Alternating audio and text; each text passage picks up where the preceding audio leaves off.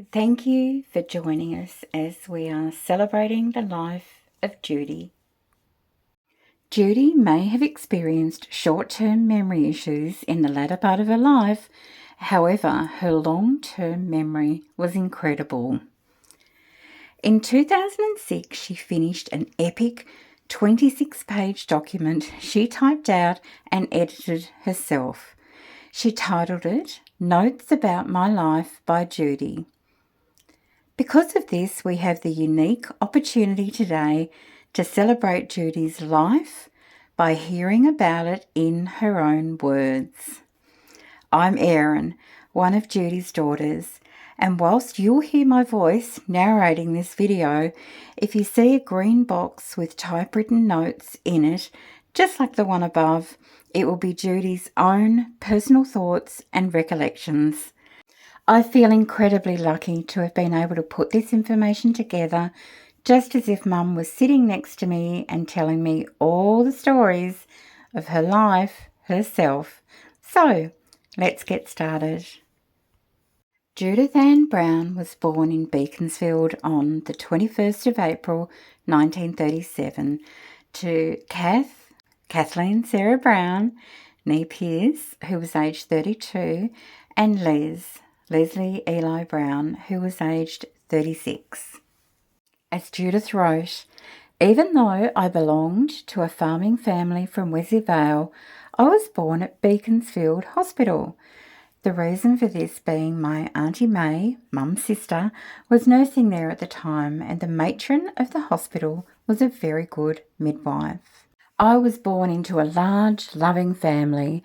Alan John, Al, who was born on the 11th of May 1923, Margaret Mary, Marg, who was born on the 26th of October 1924, Patricia May, Pat, who was born on the 25th of August 1927, Suzanne Leslie, Sue, who was born on the 21st of January 1930, and Morris David Kate, who was born on the 20th of November 1932. Then me. My father and mother, both from Wesley Vale, married in 1921, and soon after, with a little monetary help from Dad's father, John Brown, they built a small house on the family farm near the Portsmouth Road. The property was known as Seaview. As their family grew, it was thought prudent of my parents to extend their house, and an extension was added to the lounge dining area, and off this was built a new bedroom, making in all 4 bedrooms, and into this lovely house I was born. From the age of about 2 years old, I became an asthmatic, and for this reason I was petted and cosseted more than most children.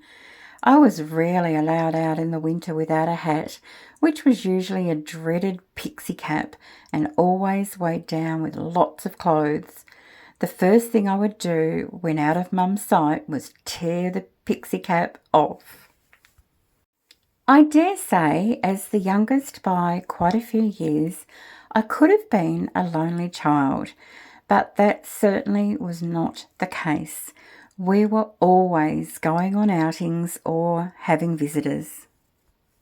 This time of my life was quite nice, as Mum and Dad saw a lot of their relatives, and they nearly all had children about my age.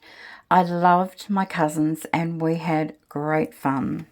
My Auntie Una had one child, a son named Graham, nicknamed Sam. He was born 11 months before me.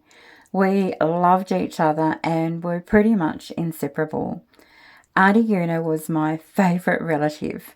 Although not a blood relative, she was the most loving second mother to me, and we loved each other dearly.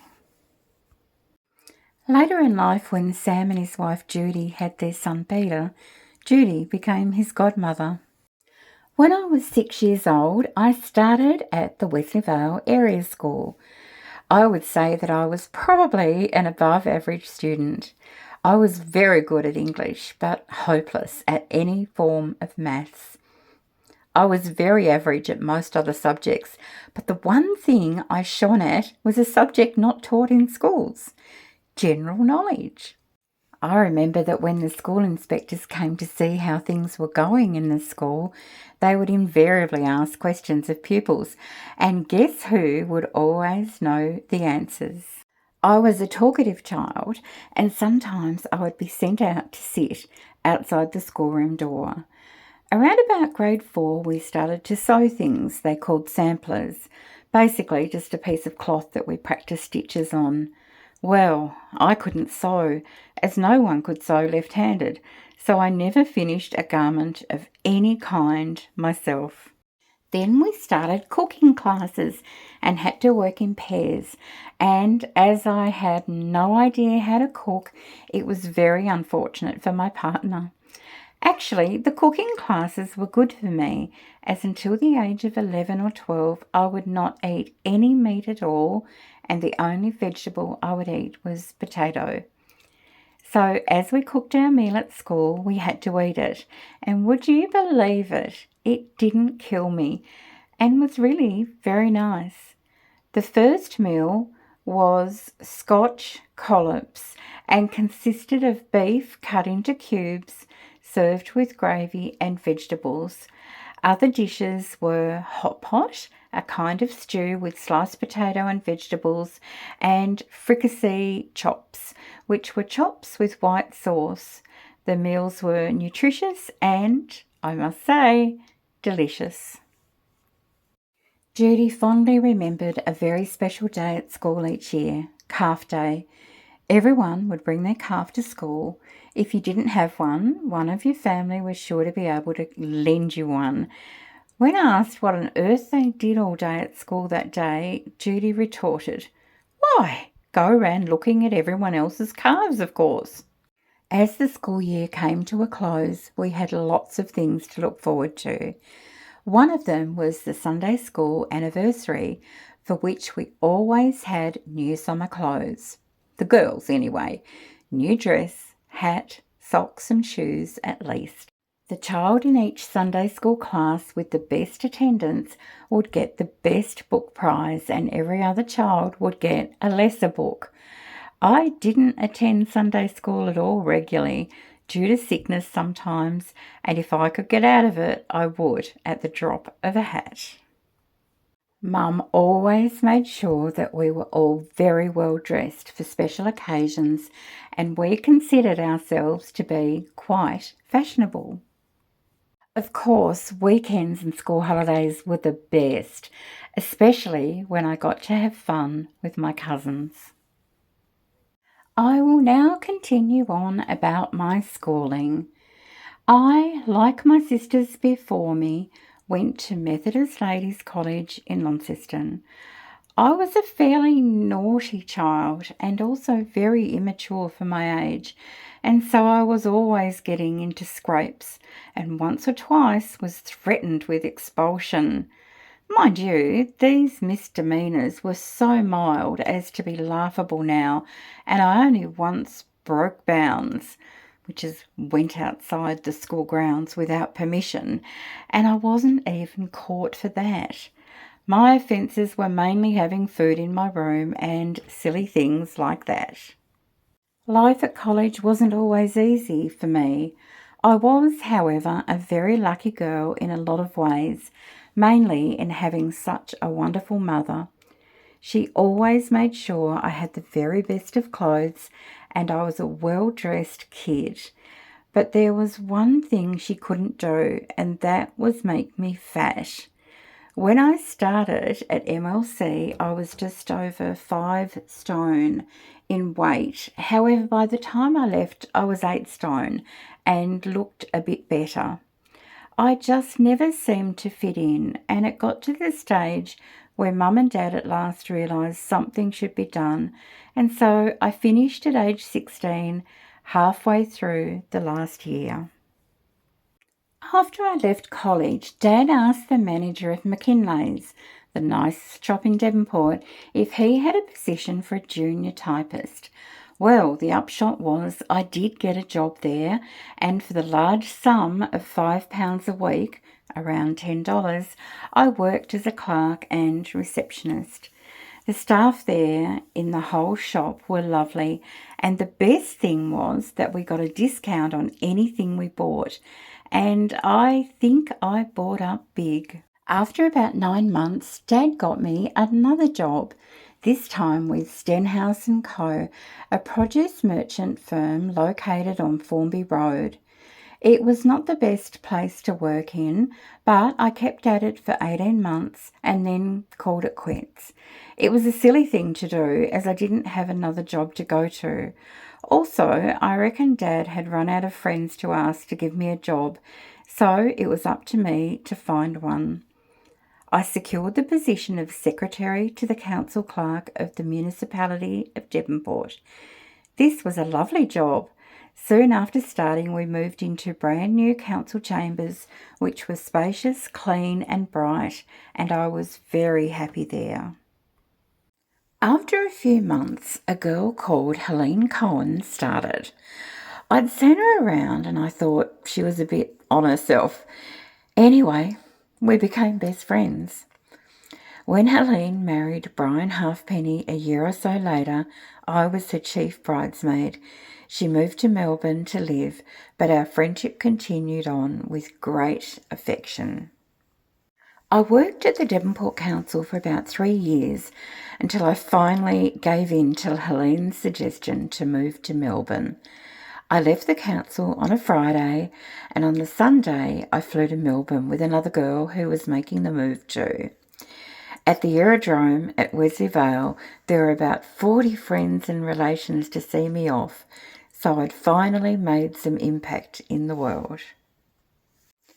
I had arranged a few interviews in Melbourne and was now armed with 3 wonderful references. In Judy's paperwork, there was the original envelope and all the original references, just as good as she remembered. The first interview was on Monday morning at Ampol Petroleum in Elizabeth Street, right opposite the Melbourne University campus and diagonally opposite the Royal Melbourne Hospital. The personnel manager who interviewed me asked me when I could start work, and I said, "Does that mean I have the job?" And he said, "Yes." So I said I would start the next morning.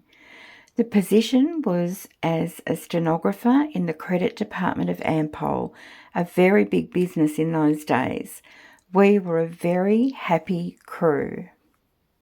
To begin with, I lived with my friend at the Princess Mary Club in Lonsdale Street.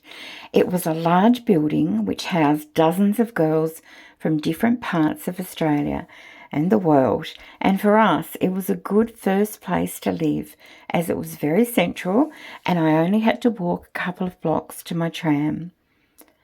After about 3 months, we moved to another lodging house, and then I moved into a bedsit in South Yarra. After a couple of years, I had had enough of Melbourne, so I came home. Mum had told me that there was a particle board mill being built at Wesley Vale and that I'd probably be able to get a job there. She was right. I was appointed secretary to the superintendent. It wasn't a job I loved, but I was home, and that was nice. One of the senior men there, Mr. Rayner, had a lovely wife who unfortunately was very unwell. Sadly, a year or so after I started there, she died and we were all so sad for him. Time passed and then one day Mr. Rayner rang me up out of the blue and asked me out. I remember Mum saying, "Who's on the phone?" and me saying, "Mr. Rayner, he wants to know if I'll go out with him." We had a good night, and after a few more outings, it dawned on us that we were falling in love. Lionel had 2 teenage children, Greg, who was 17, and Carol, who was 13, and he really didn't want to marry again, and he especially didn't want any more children. So we were at a standstill, as I wouldn't continue the relationship if it was a dead end, and if we married, I wanted children. Finally, he came around and we were married on Friday, the 28th of January, 1966, at the Wesleyvale Church. I had not wanted to have a proper wedding, but Tate's Margaret said, "Well, I'm coming anyway," and Auntie Eunice said she was too, and what's more, was going to make my cake. So I gave in. My sister-in-law Betty made me a wedding outfit consisting of a miniskirt, top and little jacket in blue lace. It was very pretty, and I also had a blue satin band with blue veiling on my head. Also that morning I had my hair done and Tony Drew sprayed it with a blue spray which only just showed on my dark hair. We had such a lovely wedding after all, although we kept it small with only about 40 guests. Lionel and I had decided to walk up the aisle together. Dad stood up and said, "I do," when asked who gave the bride away. I reckon he was very pleased indeed to have someone take me on. Both of our mothers signed the register. We only had a long weekend for our honeymoon, which was at the Boat Harbour Motel. The first day was lovely and warm, but the second day it rained heavily all day. Our friends Pam and Alan Cherry had come to Boat Harbour for the day, so we had a lovely time playing cards. I was lucky enough to get pregnant straight away. When I told Mum, she cried and would hardly speak to me for days. She told Auntie Una, "She's so little." My lovely baby girl, Erin Kathleen, was born on the 26th of October, 1966, at the maternity hospital in Devonport, delivered by the late, but very gorgeous, Roger Taylor. I had very little trouble having her and loved being a mother at last. Anyway, Erin was a lovely little girl and I called her Bua, which was short for beautiful. A silly name, but there you go. Celia May, our new daughter, was born on the 7th of October 1969. It was a very quick birth, but she was well and we soon got to know each other. She was just the quaintest little kid and we all adored her. That was after the many crying fits she put us through and the many flops she did. When we had been married a couple of years, APPM and the defunct East Devonport Tennis Club got together and formed a new tennis club. Lionel was a keen player and I started to play too. We met lots of great people and they were the nucleus of our lifelong friendships. There were John and Shirley Taylor, Ray and Ann Bennett, Keith and Dot Bienefeld and several others. The tennis playing years was such good fun and occasionally we would have a party when we would hire Barry Cole's band. They played really cool rock and roll and modern music and we danced for hours and drank lots of beer. Nearly 30 years ago, Bev Gillum suggested to Shirley Taylor and myself that there was a Mahjong class starting with adult education and would we like to join? We thought we would, so we started taking lessons under a Chinese lady named Joyce Stewart, who ultimately became a good friend. It took us 2 terms to learn to play a reasonable game, and we've been playing Mahjong ever since. During these classes, we met a lady called Dorothy Walker, and she became an integral part of our lives and is a great friend. Through our games of cards and Mahjong, we've met many more people and I now see a lot of my cousin Val Murray together with Anne Ingalls and Judy Jarman. Bev's daughter Merrin Gillum joined in too. They are a wonderful lot of friends to have. In the early 70s, after the girls were settled at school, I joined Wood Rising Golf Club and learnt how to play golf. Then I joined Lionel at Shearwater Golf Club and started making a lot of new friends. Golf became a major passion with me now for a long time.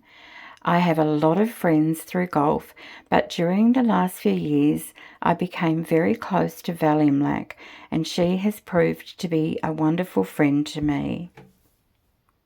In the 1980s, the Thurleston Golf Club was formed and Judy and Lionel became foundation members, participating in working bees and becoming an integral part of the wonderful golfing community that Thurleston Golf Club is today. Judy served the club in every possible capacity, from treasurer through to president. She even scored a hole-in-one. Whether on the course or in the clubhouse, she always had great fun. Judy was very excited and proud when her daughters got married. Erin marrying Brent in 1994 and Celia marrying Peter in 1999.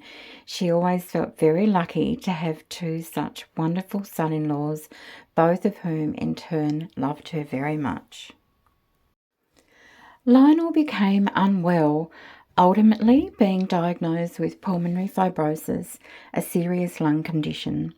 We immediately thought we would have to move from our home at 13 Riverview Avenue, as it was a very steep block with a lot of lawns to mow and a few very big fruit trees to prune every year. All in all, we thought it was just going to be too hard to live there. Our wonderful son-in-law Peter said, "No problem, I'll buy your house, you just find somewhere you like and I'll fix everything." And fix everything he did, for which we are eternally grateful. We moved to Unit 2, 135 Mary Street, East Devonport in August 1999. We love it here. We luckily found a unit which is basically the same design as our previous home. We are very happy here indeed. It is sunny and warm and we have lots of room to manoeuvre. As I write this, it is nearing the end of October 2001. In a few weeks, Celia is having her twins, and we are very excited about this, and will be going to Melbourne in December. On the 4th of December 2001, Celia gave birth to twin boys, Patrick Lionel and Michael John, both weighing over 6 pounds. Celia had been carrying around a bit of a load, poor girl.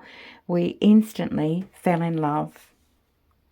In 2003, Celia gave birth to a little girl, Sophia Ann, Sophie, on the 7th of October, Celia's birthday.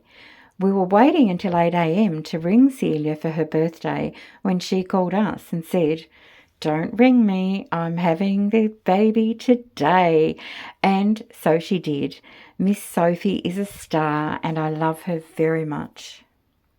During 2004, Erin and I decided to go to Melbourne to visit Celia's family, and she and Brent came up because Brent was going to stay with Lionel while we were away. When they got here, they told us their news. Erin was 5 months pregnant. How happy we were for them both. Of course, when we got to Melbourne, there was great excitement from the Hatzapavlis family. Erin gave birth prematurely to a boy named Jack on the 5th of November 2004. He was put in a humidity crib for some time, but finally emerged as a most gorgeous little fellow, and Lionel and I fell completely in love with him. On the 28th of January 2006, Lionel and I celebrated our 40th wedding anniversary. We had a luncheon at home with our friends Bev, Val and George, John and Shirley, Dot and Lee, and Jack and Wendy. Lionel and I cooked 2 casseroles each and we had 3 sweets. I think we had a very nice time. After 40 years of the most wonderful marriage, I lost the love of my life, Lionel. He passed away on the 14th of June 2006 at the Launceston General Hospital. I was unwell at the time and couldn't be with him, but my stepson Greg's daughter Liddell was with me, and she is truly the granddaughter of my heart. We had a beautiful memorial afternoon tea at the Mersey Yacht Club. It was very gratifying to hear how Lionel was loved and respected. There were so many different fun aspects to Judy's personality, and here are a few photos that capture those. The top left, Judy loved getting dressed up when she was going out. She always had a necklace and lipstick on, and she always looked really smart. And check out this cheeky lady in the middle. Judy loved her cakes, her slices, her ice creams, and her sweet treats. It just was a thing we all knew. Bottom left, Judy was such a groovy grandmother. This was taken at a beach with all the kids playing in the water, and she got right in with them all. And then on the right, we have two of the loves of her life. We have up the top Tiddles, which was a family cat that Mum adored. And then we have down the bottom Trixie. And Trixie came around when Mum and Dad went to have a look at the shelter for a dog, and they said, we're not going to get the first dog we see, and guess which dog they chose? Judy loved games and puzzles, and indeed had quite a competitive streak. Surprise! Through her weekly outings to Scrabble and Crib in later life, she made some wonderful friends and enjoyed lots of laughs. To celebrate Judy's 80th birthday, there was a lovely open home where Judy was surrounded by friends and family, and there was much love and laughter.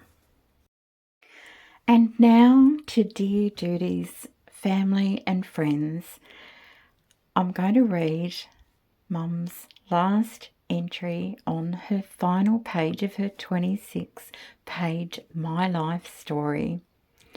She wrote, "It is now time to end this essay on my life. After a lonely life, I was lucky enough to meet my future husband. We enriched each other's lives.